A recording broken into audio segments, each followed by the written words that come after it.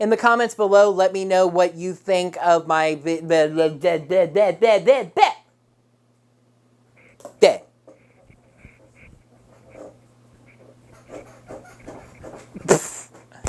I don't even know anymore.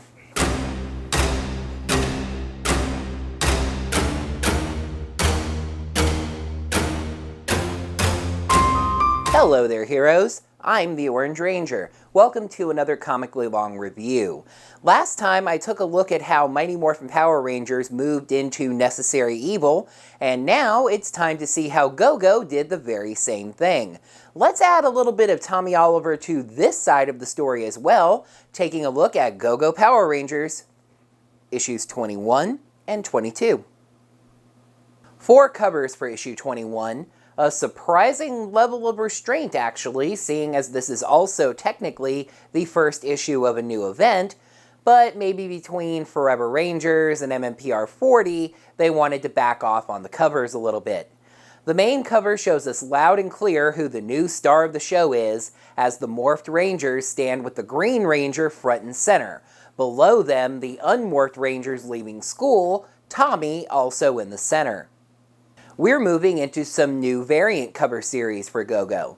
The first is yearbook photos. We start with Jason's, and his quote, "Things work out when you do," fits him very well.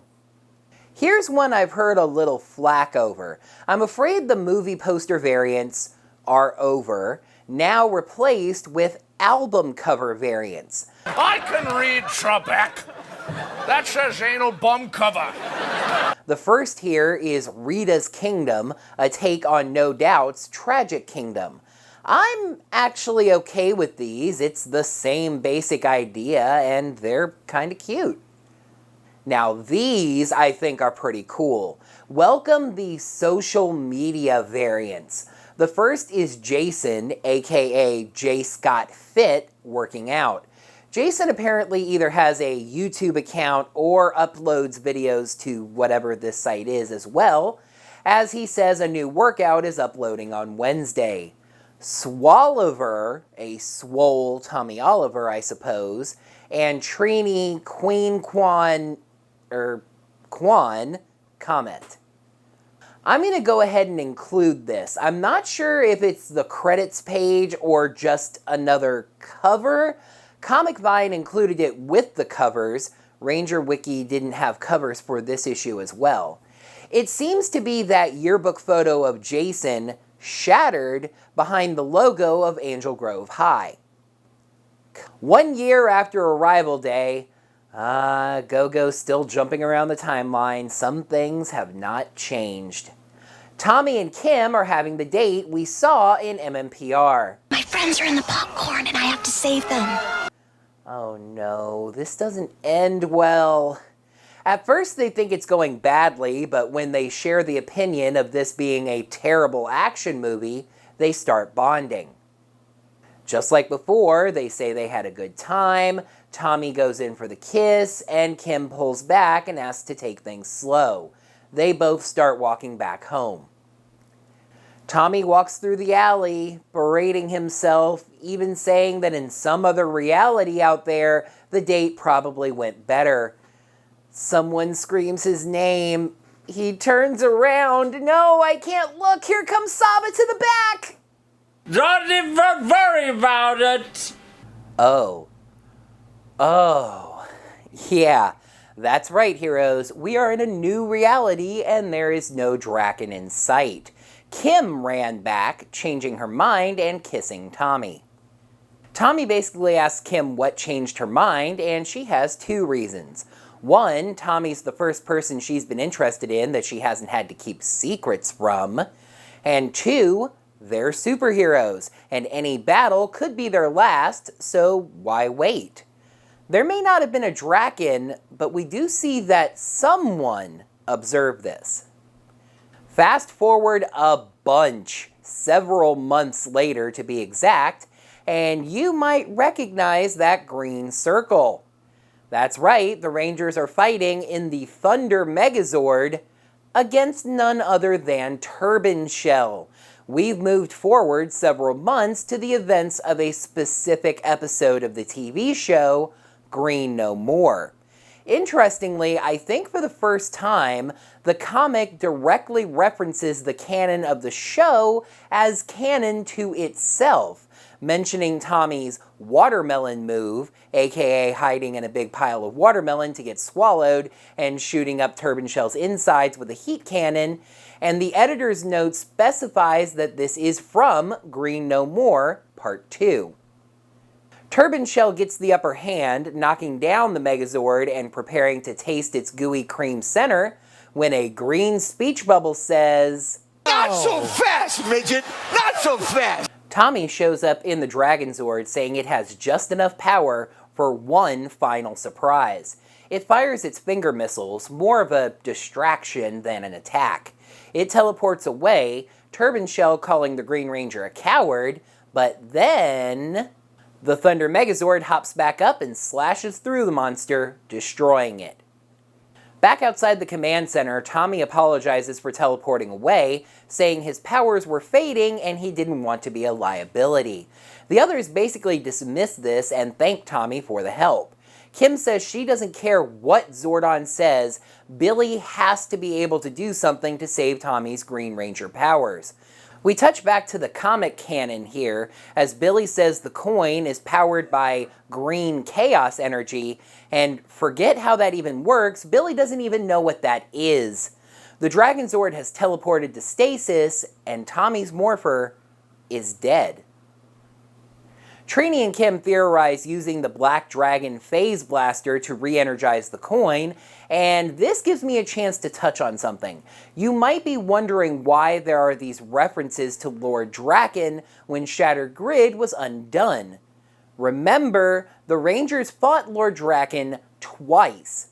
The events of the first time leading up to Tommy and Billy defeating Draken in his world, that all happened. It's more like a big ball of wibbly-wobbly, timey-wimey stuff. Jason sticks to his TV character's arc in this comic arc, blaming himself for not getting the green candle from the Dark Dimension. Tommy tells them all to stop. Sometimes you lose a fight. The first time they met, he was an enemy, but they embraced him and even let him join the team. He gives kind of an interestingly turned around take on Once a Ranger, saying he was a Ranger and nobody can ever take that away. Setting these events during a TV episode establishes certain things really clearly. On the moon, Squat says he wishes Rita was still around because at least she forgave failures. Yes, Lord Zedd was the main villain during Green No More, so he's here as well. It's actually kind of sad to think that Rita is gone in both comic lines. But we do know that she's destined to return, right? Anyway, Babu suggests hiding somewhere, and Finster is darkly resigned, saying if Zedd wants to kill him, it's not like he does anything but making putties anyway. Goldar says he'll die before he loses his wings again, but Squat says he probably won't kill them. He'll probably just take our skin, leave us outside to freeze. We'll be statuesque reminders of the horrible price of failure to all who come after us. That's dark. Lord Zedd calls them imbeciles, but it's actually because they're so afraid of being punished right now, when in fact they have a reason to celebrate: the defeat of the Green Ranger. Interesting note here, he says that Rita creating the Green Ranger in the first place was a mistake, and that's a statement that you could definitely unpack. There are pros and cons to the creation of the Green Ranger for the side of evil. Squat references the Dark Ranger subplot from the first episode, but Zedd dismisses them as pointless and says he'll find better candidates. What matters now is that it's one down and more to go. At school, Billy says he's tried everything he can think of to repower Billy's coin. Zach suggests painting the Triceratops armor green. Ooh, maybe give it a flamethrower, match with the whole dragon theme. Trini and Jason walk up. which itself is interesting. I thought they weren't a thing anymore. And she asks them about volunteering at the Nature Outreach Center. Jason's already declined. Zach says he'll go because there should be some other cute volunteers there. Billy has to turn her down since he and Alpha are looking for Rita's dumpster. Interesting. She asks Tommy and he ums. And then the Rangers' communicators beep. There are putties in Angel Grove Park. Again. The Rangers realize this is awkward for Tommy, so Trini suggests Tommy go to the command center and help Alpha with something, asking Billy to back her up. He totally misses the social cue, par for the course with him, but Tommy's not interested in doing so anyway. He insists that it's fine, and the Rangers leave. At the park, the Rangers show that they're so terrified by the putties and entirely focused on the task of defeating them that they talk about Tommy while they're fighting. Kim insists that he's fine, but Jason knows that he's not. Zach says he would enjoy the time off since these battles are random and annoying. Trini says, "That's the point." That's the joke. Zedd knows that they're down one, so he's trying to wear them out. Billy admits that he is out of ideas for recharging the Dragon Coin. Kim continues to insist that he's fine, saying they just need to be there for him. And, of course, Tommy isn't fine. Kim finds him outside of the youth center after the battle, packing a truck. Just like on the show, Tommy spoke to his uncle and is going to head up to a cabin of his for a month or two. You know, because high school students can totally just stop attending school for a month or two. Hey, maybe he's going to set up correspondence courses or this timed out with summer vacation, whatever. Anyway, Kim asks if he's coming back and he says yes. Probably. She quietly admits to herself that the others were right and tells him not to run away from this. Tommy tells Kim to be honest. Their relationship only began because they were both Power Rangers, and now he's not. She insists that she doesn't care about that, but that's not the point. He does care. He admits that he wanted to be supportive of them, but he's jealous. Why did he have to be the one that lost his powers? He tells her that he cares a lot about her, and if she asks him to stay, he'll stay. But he doesn't want her to ask. At Jason's house, he's working out with a punching bag, beating the crud out of it, and very clearly upset. Then the lights go out, and a voice tells Jason not to blame himself. This Green Ranger never survives. Jason can't see the person, demanding they show themselves, even saying that this is not the day to mess with him. The mystery person speaks in strange tenses, saying he tried to recall the right moment for them to meet, but realized that things are not as they were, so he waited for the right chance. Jason guesses this might be Draken, but no. I am the one who helped you rebuild the universe, Jason. And now I need your help to save it. Hey, it's Ninja Steel Blue and Time Force Blue. Ninja Time Blue? Nah, it's the Blue Emissary. Just like with MMPR, Go-Go uses a time jump caused by the grid repair to move us forward to a point in Ranger history that probably could have been unpacked by the TV show a little more thoroughly and written with a little more maturity.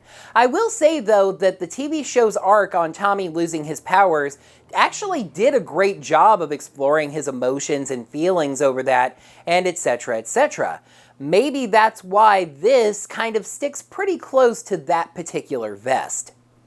Of course, things then take a turn on the corner of what the and Frax with the Blue Emissary visiting Jason. This sets up a really cool thing that a writer can do when they're writing two different stories that take place in the same timeline simultaneously. Ryan Parrott can set things up in one comic line that pay off in the other.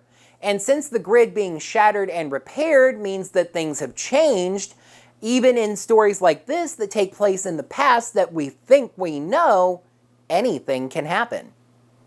In this case, the blue emissary contacting Jason is clearly what's going to lead to the creation of the Omega Rangers seen over in the Mighty Morphin line, and Go-Go is where we're going to get to see that storyline begin. Excellent, and I can't really think of any complaints. Go-Go issue 21 gets a 5 out of 5. So, you know what problem I didn't expect as a result of catching up? Getting ahead of the pages I use as sources. You know how I've mentioned Ranger Wiki hasn't had the covers for the past couple of issues? Well, they don't even have a page for Go-Go Power Rangers 22 as of this video's filming. And that's not bashing them by any means. Ranger Wiki is one of the best sources of Power Rangers information on the web. But it's run by humans who need time to update things, so yeah. Comic Vine has us covered. Here, though. The main cover is kind of artistically abstract, but awesome. The Rangers stand in 5 colored beams of light that bend down, with the unmorphed Rangers sitting or standing on them, all looking sad or distracted, by the way. In the background, space, and the looming visage of Lord Zedd. The yearbook cover is Tommy asking if he needs to bother with a quote. The album cover is NSYNC's self-titled album. But once again, the social media cover is the best one. It's Tommy's first post on whatever this is, captioned, "History in the Making, Tommy Oliver's first post." But the tone of it, combined with the fact that it's Kim taking the picture and her that makes the first comment, suggests that this is all her doing. Oh, and it takes Jason a second to get the name. We start on Jason's unmorphed fight with the Green Ranger in the Dark Dimension as we see the Rangers discussing adding Tommy to the team. This is one area the show definitely did not touch on, as everyone was immediately on board. Trainee questions if they want Tommy on the team. Zach agrees, saying sure, Zordon thinks it's a good idea, but Zordon doesn't have to fight next to the guy. Kim, of course, is incredulous, asking why this is even a debate. Billy is with her, pointing out that adding to their numbers would help, and of course, the Dragon Zord. Kim adds that he's kicked their butts single-handedly more than once. Besides, Kim says Tommy was really the victim of Rita's spell. Zach makes a very interesting point. Rita offered him the coin, but she never tried to mind control him.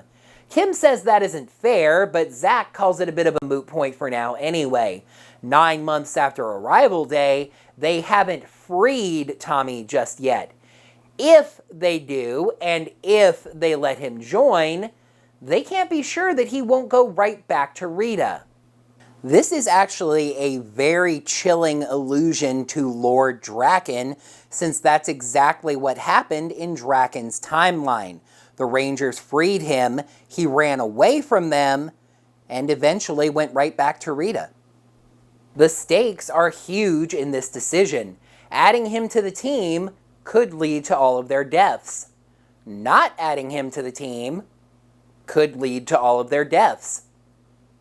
Billy suddenly stands up and cuts through all of the debate. A decision has to be made, and this team has a leader. Jason should make the call. He tries to defer, saying this impacts them all, especially Tommy himself, but Billy won't hear it. They all trust him, the other Rangers confirming this, even if Zach cracks a joke about it. So, Jason. What's the plan? 9 months later, fast forward, rewind, la la la la la.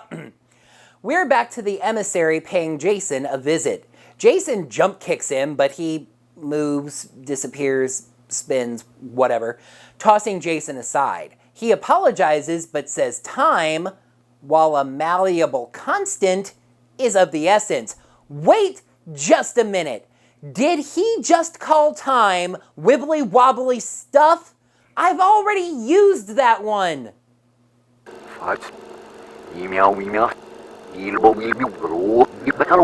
The The emissary starts to explain how they help the Rangers stop Lord Draken from rewriting reality.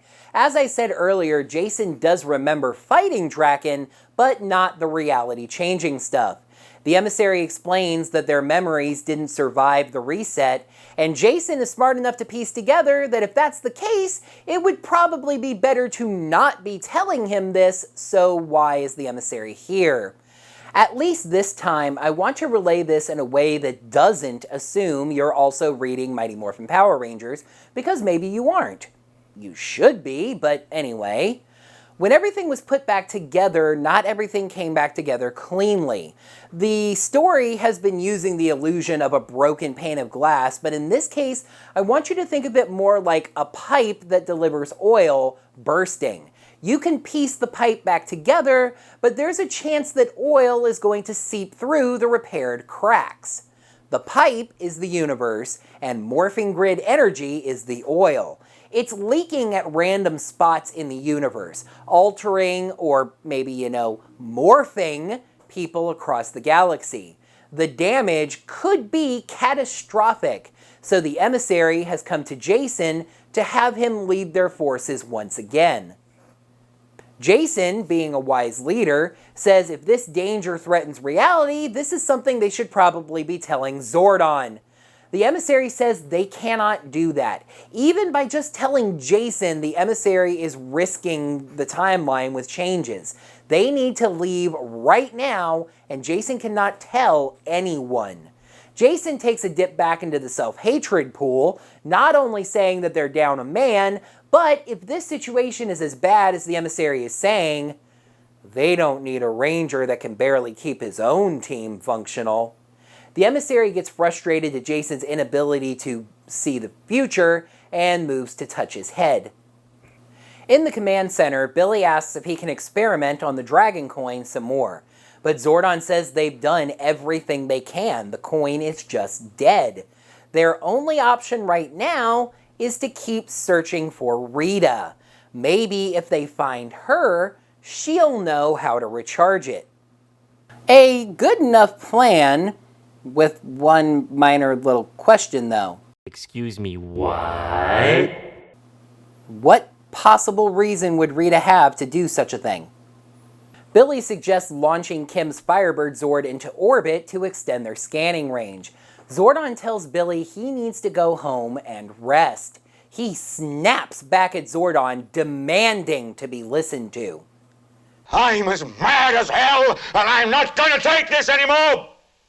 He immediately comes back to himself and apologizes. Zordon says it's okay, they all care about Tommy, but to Billy, it's more personal than that. He used to be terrified of being a Power Ranger, but over the past year, he's come around, and it's now the best thing that ever happened to him. In Billy's view, if being a Ranger can be snatched away from a hero like Tommy, it could happen to any of them. This does sort of fit with canon, since at one point candles were made for the other Rangers as well. To Billy, fixing this isn't just about helping Tommy, it's helping himself. Zordon says they will solve this, but to remember, just because Tommy isn't the Green Ranger, doesn't mean he won't ever be a Ranger again. In the park, Kim is doing a gymnastics routine for some kids that are watching. Matt walks up and provides some tongue-in-cheek commentary. He was just running by and stopped to say hello to her and offers to walk with her for a bit. This walk apparently didn't last very long, as Kim talks a little about life being weird and then says that she should go. Matt says he hopes Tommy is okay, and Kim asks what he's talking about. Matt proves that he may be the smartest non-Ranger person in Angel Grove. He left the Rangers, right? Come on, I'm no rocket scientist, but Tommy comes to town, then 2 seconds later there's a brand new Ranger on the team, and then you two start dating, so I mean... Genius! Kim still sort of holds information back. Remember, just for the record, Matt knows who the Rangers are, but she just says some stuff went down and he went to his uncle's. Matt says he's glad Tommy's okay, but if Kim ever needs to talk to someone about not normal things, she can trust him. Short but satisfying scene between Zedd and Finster. Did you ever wonder why Zedd didn't just use Finster's monsters, instead transforming objects close to the Rangers? And I mean besides the fact that Jew Ranger monsters were fantasy creatures, while Die Ranger's monsters were based on objects. Finster is still working on the tiny clay monsters, and Zedd walks in to ask the question I just did. Finster says he assumed it's because Zedd thinks his monsters suck and he's been practicing, but Zedd says it's because clay monsters are meaningless, taking the one Finster is working on and crushing it. If you take something your enemy loves, corrupt it, defile it, and turn it against them, you win, even when you lose. At the Nature Center, it's indeed only Zach and Trini doing the volunteering. Sorry, Zach, I guess there weren't any other attractive volunteers there. Unless it was Trini that you were talking about. There's some hinting to that in the greater comic canon. Moving on. She puts away a bunny, Mr. Lopsy, and tells the kids to head to the garden, telling Zach she'll basically tell him how everything works. He gives her a cheeky reply, and she says not to mock this. Volunteering has given her something to focus on instead of everything going on with Tommy. Zach says he just watches Netflix to process things, but Trini has seen his notebook margins, Mr. How to Become a Nighttime Vigilante Without My Folks Knowing. Instead of being a Power Ranger, or being a nighttime ranger vigilante at night as well? Neither of them seem to make a lot of sense. Trini explains how she likes being able to work on something where she can actually see the results. Working with the kids, gardening, taking care of the animals, it helps regain a sense of normalcy and control. They hope the others have similar coping mechanisms. Inside the center, okay, this is more than a bit screwed up. Squat places a monster grenade in the bunny cage. On the show, Zedd just made monsters with his staff, but I guess this allows for a time delay.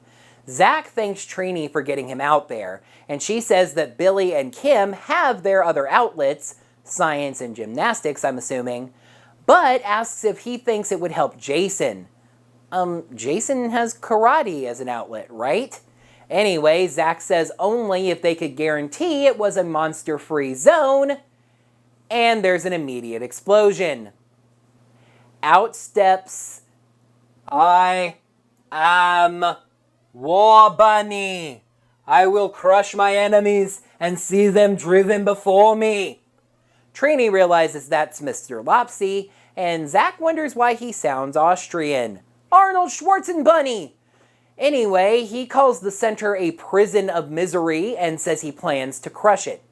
Trini tells Zach to get the kids clear, and Zach calls Alpha to send the other Rangers.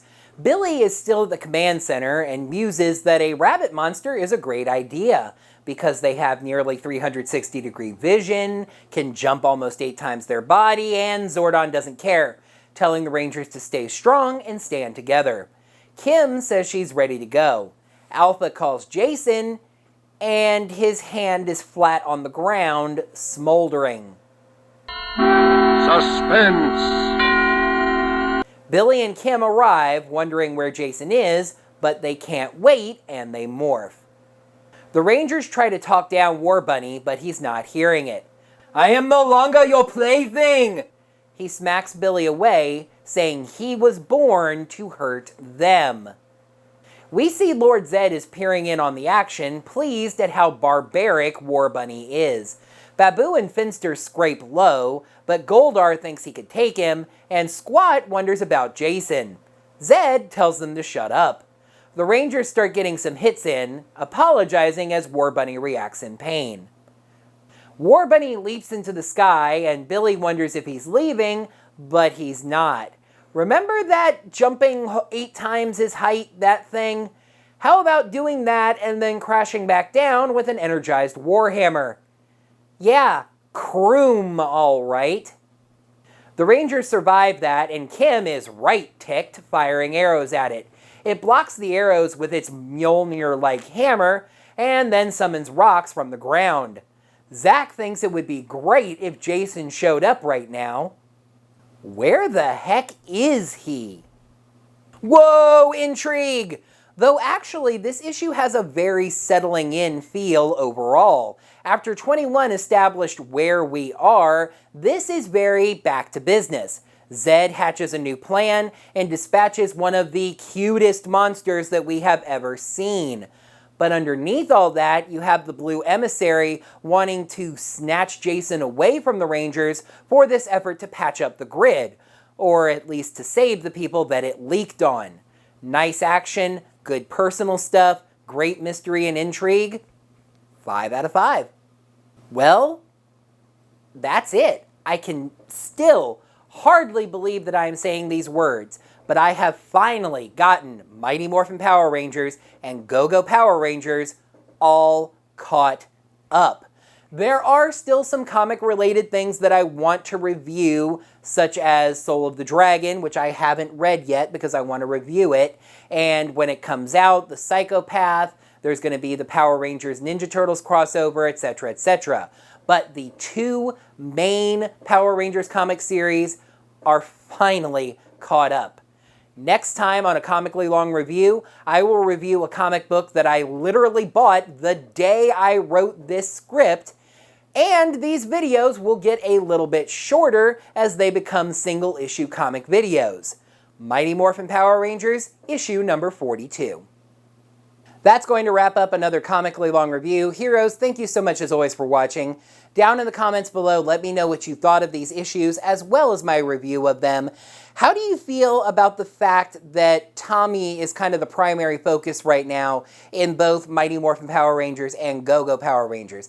I've seen some people that are upset about that, you know, because especially it seemed like early on they were purposely straying away from that, when even with the big Shattered Grid event that was the big event of the comics, Tommy Oliver, the character that we all know, is killed off, and we get this Lord Draken instead, who is Tommy, but a different version of Tommy. Anyway, do you feel like it's an over-focus on Tommy, or do you feel like Tommy's a key character to this story and you have to get to him eventually? Let me know down in those comments below. While you're down there, make sure you smack that thumbs up button and let me know that you enjoyed this video. Make sure you're subscribed to my channel to see all of my videos and ring that bell. Get those notifications set up so you will be notified of whenever I post brand new videos like these Comically Long reviews. And if you'd like to contribute to my channel in any way financially, head on over to ko-fi.com/OrangeRangerVideos where you can donate me a coffee. Those are set at $3 a piece, and I greatly appreciate any support I find at that site. Until next time, heroes, may the power protect you. The main cover shows us loud and clear who the new star of the show is, as the we're moving into some new variant cover series. The first, we touch back to show canon as Billy said, no, farts. Kim continues to insist that they are fine. Maybe this timed out with summer vacation. I don't know. Anyway, hey, maybe he'll... This Green Rangers... Wow. Just like with MMPR, Go-Go uses a time jump that's caused by the grid repair to move us forward to a point in Ranger history that we could probably...